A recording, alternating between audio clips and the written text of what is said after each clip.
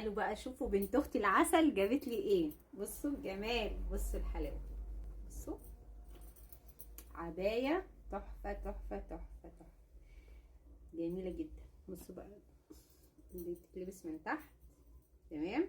هنلبسها دلوقتي مع بعض ونشوفها. حبيبه قلبي تسلمي لي، متحرمش منك يا حبيبه قلبي، والله وحشونا.